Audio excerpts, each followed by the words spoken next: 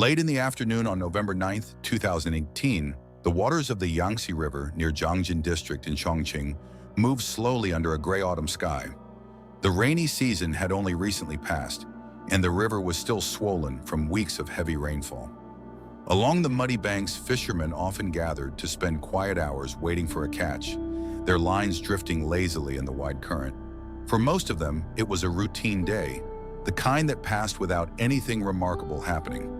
But that afternoon, one fisherman noticed something strange floating not far from the shoreline. At first, it looked like debris carried down by the current, perhaps a sack or a bundle of discarded cloth tangled together. Yet the shape moved differently than ordinary trash. It rose and fell with the water in a way that felt unsettling. Curious, the fisherman stepped closer to the edge of the riverbank, narrowing his eyes as he tried to focus on the object drifting slowly toward him. As it rotated with the current, a darker outline began to appear beneath the surface. Within seconds, the vague shape became something far more disturbing. What he had mistaken for debris was, in fact, a human body. The fisherman immediately backed away from the water and reached for his phone, calling the local police with a voice that was suddenly tight with urgency. Within minutes, officers from the Yangtze District Police Station were dispatched to the scene. When investigators arrived, the riverbank had already begun to attract attention from nearby residents. Word travels quickly in small riverside communities, and the sight of police vehicles arriving along the road was enough to draw a curious crowd. Officers quickly established a perimeter and asked everyone to keep their distance, while a recovery team prepared to retrieve the body from the water. The current was slow but heavy, and as the rescuers carefully pulled the figure toward the shore, the disturbing details became clearer. The victim was a middle-aged woman. Her body had already begun to swell after several days in the water. But what caught investigators' attention first was the unusual way she had been tied. A thick rope had been wrapped tightly around her upper body, binding her arms against her sides from the shoulders down to the thighs. The position was so rigid that one officer later remarked it resembled the way an ancient mummy might be wrapped. Whoever had done this had clearly intended to keep the body tightly restrained during transport. It was an unnatural posture, one that suggested deliberate preparation before the body was thrown into the river. As forensic personnel continued their examination on the riverbank, additional details began to emerge. The woman had long black hair and appeared to be in her early to mid-40s. Despite the condition of the body, several pieces of jewelry were still present, including a gold pendant shaped like a seated Buddha resting on a lotus platform and a small gold earring. The presence of these items immediately ruled out one common motive investigators often encounter in river dumping cases. Robbery did not appear to be the reason for her death. But the most disturbing discovery came when the medical examiner began documenting the injuries visible on the body. Even before a full autopsy, it was clear that the victim had suffered multiple violent wounds. There were deep cuts on the head, marks on the arms that appeared consistent with defensive injuries, and additional damage across several parts of the body. Some of the wounds seemed to have been inflicted while the victim was still alive, suggesting that she had struggled desperately before her death. Others appeared to have been made later, possibly after the killing itself. The pattern of injuries suggested an intense and chaotic attack, driven by anger rather than careful planning. Investigators scanned the surrounding area carefully, searching for any items that might have drifted nearby in the water. If the body had been placed into the river upstream, the current could have carried evidence along with it. But aside from small pieces of natural debris and branches floating near the shoreline, nothing else immediately connected to the victim was discovered. This meant one thing. Before detectives could understand how this woman died, they first had to answer a far more basic question. Who was she? At that moment, the case had no name attached to it, only a body recovered from the Yangtze River and a crime scene that existed somewhere else, far from the place where the river had finally delivered its silent witness. Investigators knew that somewhere, perhaps in the city behind them or in one of the small towns along the riverbanks, someone must have known this woman. Someone had seen her recently. Someone might already be wondering why she had disappeared. But as the crowd slowly dispersed and the recovery team transported the body for further examination, another unsettling thought lingered among the detectives standing along the riverbank. The way the body had been bound suggested that whoever committed the crime had taken time to prepare the disposal. The rope, the positioning, the decision to use the vast current of the Yangtze River to hide the evidence. None of it felt accidental. Somewhere not far from this quiet stretch of water, a violent encounter had taken place, and the person responsible was still out there. By the time the body was transported from the riverbank to the Forensic Examination Center in Chongqing, investigators already understood that identifying the victim would be the key to unlocking everything that followed. Without a name, there would be no history, no relationships to investigate, and no way to trace the final hours of her life. The woman recovered from the Yangtze River had arrived as a mystery, but somewhere within the city, or perhaps far beyond it, she had once lived an ordinary life known to others. Someone had spoken with her recently. Someone might have seen her shortly before she disappeared. The challenge for detectives was to find that connection. Forensic specialists began with the details the body itself could still reveal. The woman appeared to be in her early to mid-40s and stood at roughly 1.42 meters tall. Her hands showed very little evidence of physical labor. There were no thick calluses or signs that she spent long hours doing heavy work. Her skin tone was relatively fair, suggesting she likely lived in an urban environment rather than working outdoors daily. The gold jewelry found on her body, the pendant and earring, suggested she had at least a modest level of financial stability. These details, small as they seemed, helped investigators build an early profile. She was likely someone accustomed to city life, not a transient or homeless individual drifting through the region. The next step was fingerprint identification. Despite the time the body had spent in the water, forensic technicians were able to recover usable prints. These were quickly compared against the national criminal and civil identity databases. It did not take long for a potential match to appear. The fingerprints closely resembled those belonging to a woman named Wu Maofeng, a 43-year-old resident with a prior record in the system. When investigators confirmed the match, the unidentified victim finally had a name, but the name did not immediately simplify the case. If anything, it complicated it. Wu Maofeng's background revealed a life that was anything but stable. Several years earlier, she had been involved in a violent altercation with neighbors that escalated into a physical fight, serious enough to result in criminal charges for assault. According to reports at the time, the argument had started over insults and neighborhood gossip.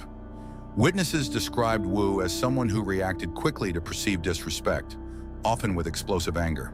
The fight left another person hospitalized and ultimately led to Wu receiving a criminal sentence for causing injury. For investigators, this information immediately raised new questions. A person with a history of violent conflict often leaves behind complicated relationships. Disputes, grudges, and unstable connections can multiply over time, creating a long list of potential suspects whenever something goes wrong. As detectives began tracing Wu Maofeng's recent life, they discovered that her family relationships were equally strained. She had been living with her elderly mother and her older brother in Yangtze district. Yet despite sharing the same home, the bond between them was described by neighbors as distant and often tense. Wu's brother, Wu Yufeng, had reportedly called the police multiple times over the years during heated arguments with his sister. Some of those disputes had turned physical. Although Wu Maofeng was relatively small in stature, witnesses said she was known for her fierce temper and willingness to escalate confrontations. The family's living situation reflected this strained relationship. When Wu returned home after periods away, she often stayed not inside the main house, but in a small makeshift shelter built outside in the yard. It was little more than a crude structure covered by a dark cloth used to block sunlight. According to neighbors, this arrangement had become normal over time, a quiet indication that the household preferred distance rather than closeness. But what puzzled investigators even more was the fact that Wu Maofeng had been missing for more than a week before her body was discovered, and no one had reported her disappearance. For many families, the sudden absence of a relative would quickly raise alarm. But in Wu's case, her frequent disappearances had apparently become routine. She often left home for days or even weeks at a time without explaining where she was going. Sometimes she would travel to other cities, and sometimes she simply vanished from contact before returning again without much explanation. Her brother reportedly knew very little about her work or the details of her daily life. As detectives dug deeper, another pattern began to emerge, one that would gradually reshape their understanding of the victim's world. Wu Maofeng maintained numerous relationships with different men. Some of these connections lasted years, while others were brief and transactional. According to people who knew her, the relationships were often unstable and filled with arguments. Breakups and reconciliations happened repeatedly, creating an unpredictable network of acquaintances scattered across different towns. One name soon stood out among those relationships: Sun Daliu, a man who had been romantically involved with Wu for several years. Their relationship was known to be turbulent, marked by frequent conflicts and separations. Yet despite the instability, they continued to reconnect again and again over time. To investigators, this made Sun Daliu an obvious person of interest. In cases involving violent deaths, the perpetrator is often someone close to the victim, someone whose emotions had been deeply entangled with them. If Wu Maofeng's final days had been shaped by conflict, then the people closest to her might hold the answers. But as detectives would soon discover, the path to the truth was far more complicated than they initially expected. Wu Maofeng's life had intersected with far more people than anyone realized at first glance, and many of those relationships existed in quiet corners of society where few official records existed. Every new lead seemed to branch into several more, each pointing toward another person who might have known her, argued with her, or met her privately in the days before she died. Somewhere within that tangled web of relationships was the person who had tied her body with rope and left it to drift down the Yangtze River. The only problem was that investigators did not yet know which thread to follow first. Once the identity of the victim had been confirmed as Wu Maofeng, investigators in Yangtze district began the difficult task that follows nearly every homicide investigation: identifying the people who had been closest to the victim in the days before her death. Experience had taught detectives that violence rarely appears out of nowhere. In many cases, the answer is hidden within the victim's personal circle: family members, romantic partners, or acquaintances who had recently argued with them. Wu Maofeng's life, however, did not present a simple circle of relationships. Instead, it resembled a tangled network of unstable connections, unresolved conflicts, and people who seemed to drift in and out of her life without much explanation. Naturally, the first person investigators wanted to speak with was Wu Yufeng, her older brother. The two siblings had a long history of arguments, some of which had escalated into physical confrontations serious enough to require police intervention. Records showed that Wu Yufeng had called the police multiple times over the years during disputes with his sister. Neighbors also described their relationship as tense and volatile, with shouting matches occasionally spilling out into the yard. From an investigative standpoint, that kind of history was impossible to ignore. Another detail only added to the suspicion. The house where Wu Yufeng lived stood less than 200 meters from the banks of the Yangtze River, the same river where Wu Maofeng's body had been discovered. For detectives, proximity to the disposal site is always a factor worth considering. If someone had committed the murder nearby, transporting the body to the river would have been a relatively simple task. When investigators arrived at the property, they immediately noticed how cluttered the yard appeared. Outside the house stood a rough shelter made from wooden poles and covered with a dark cloth. This, they soon learned, was where Wu Maofeng had been staying when she returned home. The arrangement reinforced what neighbors had already described. Despite living on the same property, the siblings had maintained a noticeable distance from each other. Wu Yufeng himself did not appear nervous when questioned by police. In fact, his attitude was surprisingly calm. He openly acknowledged that he and his sister fought frequently and did not attempt to hide their conflicts. For investigators, this reaction was somewhat unusual. Individuals who are guilty often attempt to present an idealized version of their relationship with the victim, emphasizing closeness and affection in order to avoid suspicion. Wu Yufeng, however, made no such effort. He admitted that he rarely knew where his sister went or what she did when she left home. According to him, it was normal for Wu Maofeng to disappear for weeks at a time before returning unexpectedly. During the search of the property, detectives carefully examined both the main house and the small shelter where Wu had stayed. They looked for any signs of violence, bloodstains, signs of a struggle, or items that might connect the location to the crime. But after a thorough inspection, nothing suspicious was found. The ground showed no disturbance, and there were no traces of blood anywhere in the living areas. For the moment, the evidence simply did not support the theory that the murder had happened there. Even so, investigators were not ready to dismiss Wu Yufeng entirely. Instead, they shifted the conversation toward another important figure in Wu Maofeng's life, her longtime boyfriend, Sun Daliu. According to Wu Yufeng, the relationship between his sister and Sun Daliu had been complicated for years. The couple had broken up and reconciled repeatedly, often arguing over small matters that quickly escalated into larger disputes. Their last known interaction had taken place only days before Wu disappeared. At that time, Sun Daliu had driven her back to Chongqing by motorcycle from the city of Leshan in Sichuan province. This detail immediately caught the attention of investigators. If Sun Daliu had been the last person to transport Wu Maofeng across provincial lines, he might also have been the last person to see her alive. Police quickly began verifying his movements during the relevant time period. Traffic cameras along the highway between Leshan and Chongqing confirmed that Sun Daliu had indeed traveled the route with Wu Maofeng on October 30th. However, additional footage revealed something important. Shortly after arriving in Chongqing, Sun had turned around and returned to Leshan on his own the same day. His phone records and local surveillance footage later showed that he remained in Leshan continuously during the period when Wu Maofeng was believed to have been killed. For investigators, this created a solid alibi. Sun Daliu had certainly been involved in Wu Maofeng's life, but the evidence suggested he had not been anywhere near Chongqing at the time of the murder. With the two most obvious suspects temporarily ruled out, the investigation began to lose momentum. Detectives expanded their efforts, examining other individuals connected to Wu Maofeng's social life. One of them was Liang Yi, the owner of a local tea house where Wu frequently spent time playing mahjong. Another was Qin Li, a woman who had recently shared a rented apartment with her. Both seemed like plausible leads at first. Wu had interacted with them regularly, and either could potentially know something about her final movements. Yet as detectives continued verifying timelines and checking surveillance footage, each lead slowly collapsed.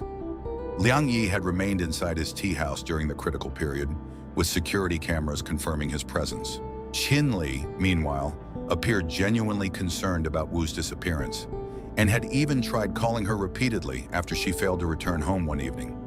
With each suspect eliminated, the case drifted closer to a dead end. But detectives refused to give up. If the answers were not coming from Wu Maofeng's family or her close friends, then they would have to come from somewhere else. Investigators returned to the evidence they had gathered so far, searching for any detail that might have been overlooked. Somewhere within the victim's final days, there had to be a connection, a person she had contacted, visited, or arranged to meet shortly before she vanished. And it was during that quiet re-examination of the evidence that detectives noticed something unusual hidden within the victim's phone records. A single phone number appeared repeatedly in her call history during the days leading up to her death. At first glance, it looked like an ordinary number, but the more investigators studied it, the more they realized that this simple string of digits might be the key that finally unlocked the entire case. As investigators continued re-examining the final traces of Wu Maofeng's life, attention gradually shifted toward the digital evidence left behind on her phone. In modern criminal investigations, phone records often reveal patterns that human memory cannot. Calls, messages, and location signals can quietly reconstruct a person's final movements long after they are gone. When technicians extracted the call history from Wu Maofeng's phone records, most of the numbers were familiar. They belonged to people detectives had already spoken with: her brother, acquaintances from the mahjong tea house, and a few casual contacts scattered across different cities. But buried within that list was one number that immediately stood out. Unlike the others, this number appeared again and again in the days leading up to Wu Maofeng's disappearance. The pattern was unmistakable. Several calls had been exchanged between Wu and this unknown contact over a short period of time. Some of them lasted several minutes, suggesting real conversations rather than accidental dial attempts. Yet when investigators attempted to identify the subscriber behind the number, they encountered something unusual. The phone number was registered under a completely different name. Someone who, according to records, lived in another province and had no known connection to Wu Maofeng. This was the first sign that the number might not belong to the person listed in the registration system.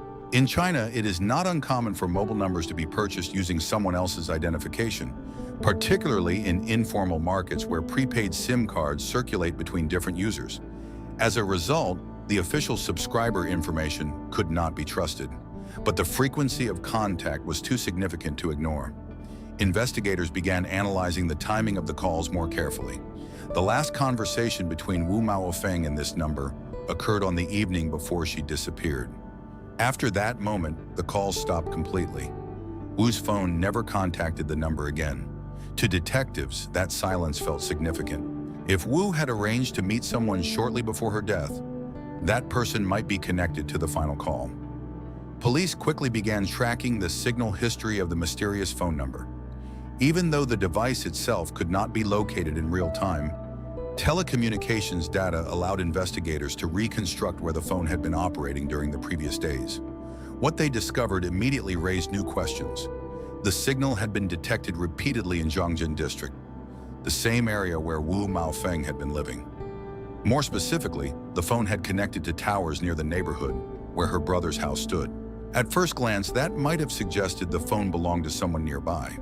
But when detectives widened the time window, another pattern appeared. The same number had also connected to towers in Leshan, Sichuan province, the city where Wu Maofeng's boyfriend Sun Deliu lived. For investigators, this overlap between two different locations was intriguing. It meant that whoever owned the phone had traveled between the same regions where Wu had recently been spending time. The possibility of coincidence seemed increasingly unlikely. Yet despite the promising lead, identifying the user behind the number proved frustratingly difficult. Detectives attempted to trace the device through surveillance cameras positioned near the relevant cell towers, hoping to capture images of individuals using their phones nearby. But in crowded urban environments, hundreds of people pass through those areas every hour. Without knowing exactly who they were looking for, the footage revealed nothing conclusive. Meanwhile, attempts to dial the number directly produced no results. The phone appeared to have been switched off shortly after Wu Maofeng's disappearance and had remained inactive ever since. To experienced investigators, that detail felt particularly suspicious. People rarely abandon a phone number they use regularly unless they have a reason to disappear. Still, detectives refused to treat the number as merely circumstantial evidence. Instead, they began cross-referencing it with other digital records, payment histories, messaging platforms, and social media accounts that might have been linked to the device. Slowly, a clearer picture began to emerge. The mysterious number was not random at all. In fact, it had been used to contact several other individuals connected to Wu Maofeng over the past few months. Some of those contacts were brief and casual. Others suggested a closer relationship, including repeated conversations late at night. The pattern hinted that the phone's owner had been moving within the same social circle as Wu Maofeng for some time. But there was still one problem. None of the people detectives had questioned so far admitted to knowing the number. No one recognized it. No one claimed to have spoken with the person behind it. It was as if the phone belonged to someone who existed just outside the edges of Wu Maofeng's visible life, close enough to communicate frequently, but hidden well enough that none of her family or friends had ever mentioned them. And that realization made the investigators uneasy.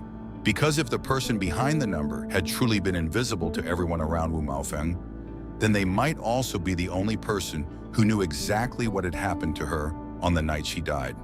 The mysterious phone number quickly became the center of the investigation. For detectives who had spent days chasing leads that led nowhere, it was the first piece of evidence that seemed to point towards someone who had not yet been questioned. Whoever had been speaking with Wu Maofeng so frequently before her disappearance was unlikely to be a coincidence. But identifying the person behind that number was far from simple. The official registration records showed that the SIM card belonged to a man who lived hundreds of kilometers away and had no known connection to Wu Maofeng or to Chongqing. When police contacted him, he appeared genuinely confused. He insisted that he had never used the number and had no idea how it had been registered under his identity. Investigators quickly realized what had likely happened. His personal information had probably been used without his knowledge when the SIM card was purchased. That meant the true user of the phone remained hidden. However, modern investigations rarely rely on registration records alone. Even when a phone is registered under a false identity, its activity leaves behind countless digital traces. Every call connects to nearby cellular towers. Every device has a unique hardware signature. Over time, these invisible signals can create a map of where that phone has been used. Technicians began analyzing the device's movement history, The results were revealing. During the weeks before Wu Maofeng's death, the phone had appeared repeatedly in Yangtze district. It had connected to towers near residential areas, small shops, and several local streets. More importantly, on multiple occasions, the phone signal overlapped with the same locations where Wu Maofeng's own phone had been detected. The two devices had been traveling through the same parts of the city. Sometimes they appeared near each other within minutes. Sometimes they remained in the same small area for extended periods of time. This pattern strongly suggested that the two people had met in person more than once. Investigators now had reason to believe that the mysterious phone number belonged to someone who had been physically close to Wu Maofeng in the days before she died. Yet even with this information, the user's identity remained hidden. Detectives began expanding the investigation further, examining surveillance cameras around the areas where the two phones had overlapped most frequently. The process was slow and methodical. Officers watched hours of footage, scanning for any moment where Wu Maofeng might have appeared alongside an unknown individual. But crowded streets made the task extremely difficult.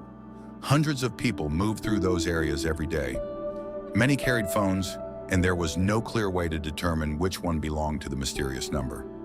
Just as the investigation seemed ready to stall once again, another piece of evidence surfaced.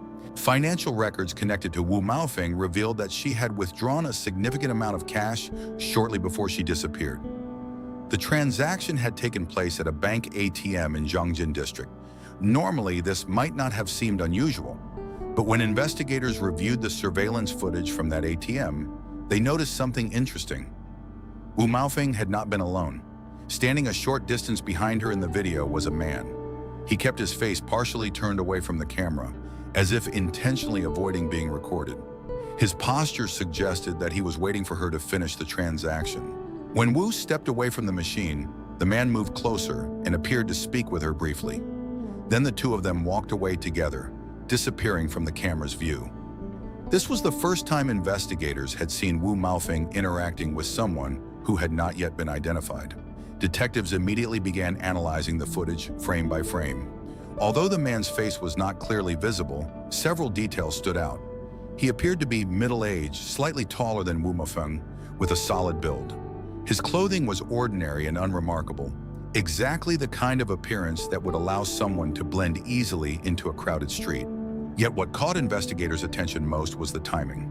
The ATM footage had been recorded on the very same day that Wu Maofeng made her final call to the mysterious phone number. That coincidence was too strong to ignore.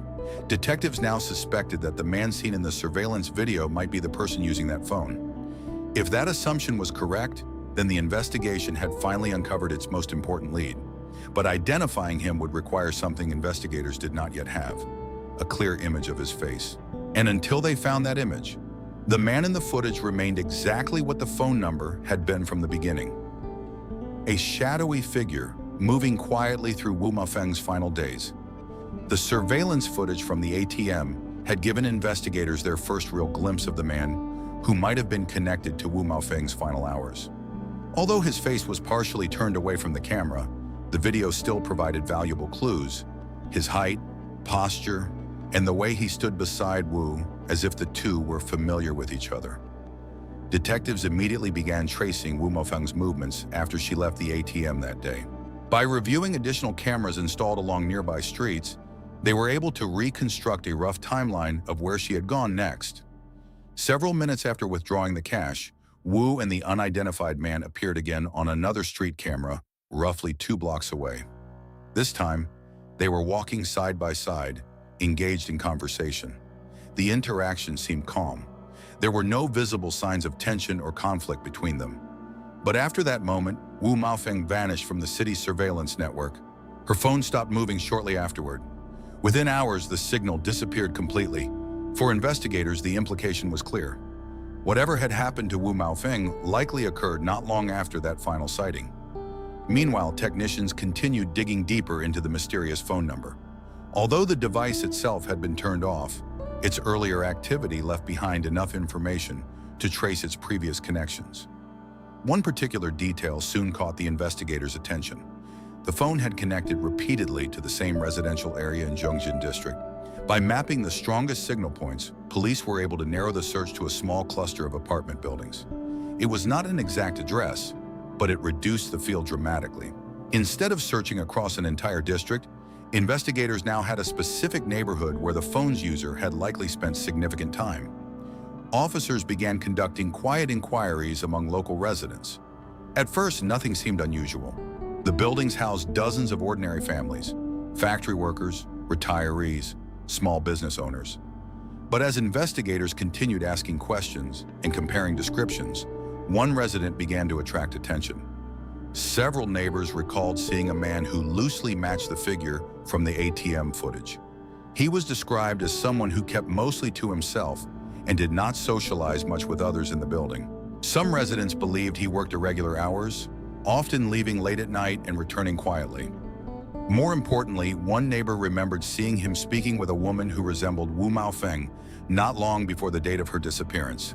That memory immediately raised alarms among the investigators. When police quietly checked the man's background, they discovered that his name had never appeared during earlier stages of the investigation. He was not a family member, not a close friend, and not someone who had been mentioned by Wu Maofeng's acquaintances. Yet the digital evidence suggested he had been in frequent contact with her. Detectives decided the time had come to speak with him directly.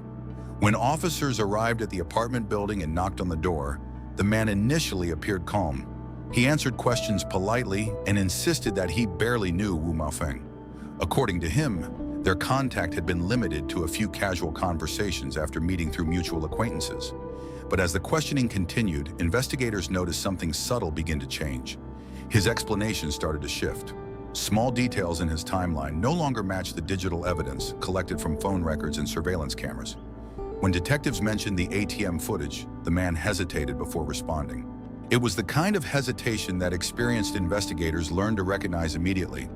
Finally confronted with the growing weight of evidence, the man's composure began to crack.